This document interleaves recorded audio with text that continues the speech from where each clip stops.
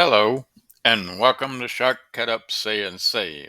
Today we're going to talk about Vectric's Box Creator Gadget. It creates boxes of various different sizes depending on the measurements you put into the gadget and what parts you actually select for being created. Now, usually the gadget does not come up with the tool involved. You have to select the tool for the cutting of the parts.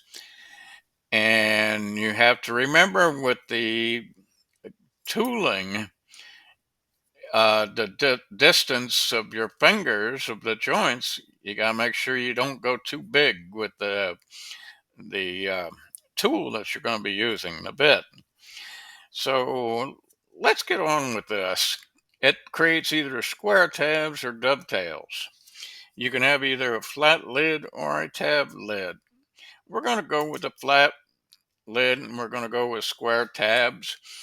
And we're going to leave the measurements pretty much alone.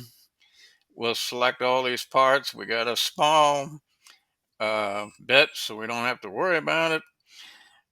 We can go ahead and say OK to that. And there you see the parts have been created, but our material's not quite high enough or long enough to cover the material. So we're going to change that to 56 inches and then say OK to that. And of course, it automatically updates the tool paths.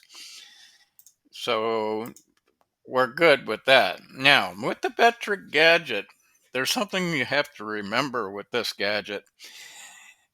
I found that out early when I was using it, that the gadget creates two profile vectors, one for the detail part and one for the actual tool path. And I believe there was a reason for this. Rather than having to add dog bones to each one of these corners, they incorporated it into the tool path within the coding of the gadget. As you can see here, what it does is it runs down the router and it does a quick inward and then across out. And it does the same thing on every one of these corners, the inner corners.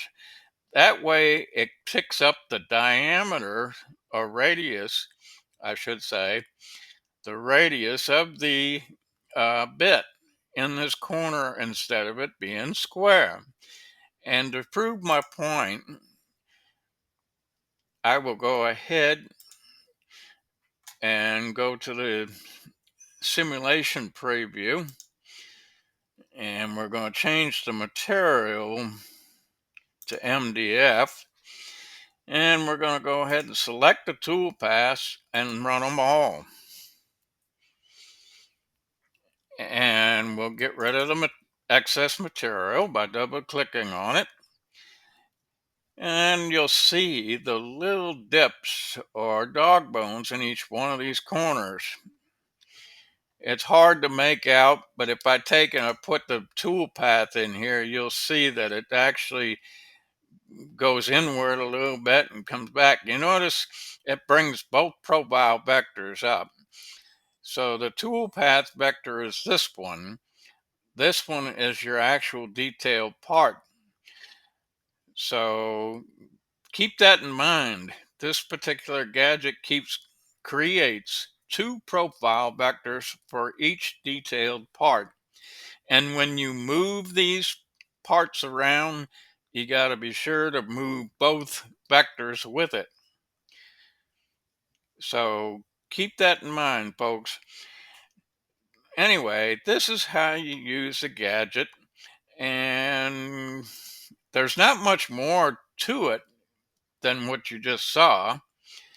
So what I'm going to do is I'm going to go here to my layers and I'm going to delete everything but this one because I want to keep my default layer.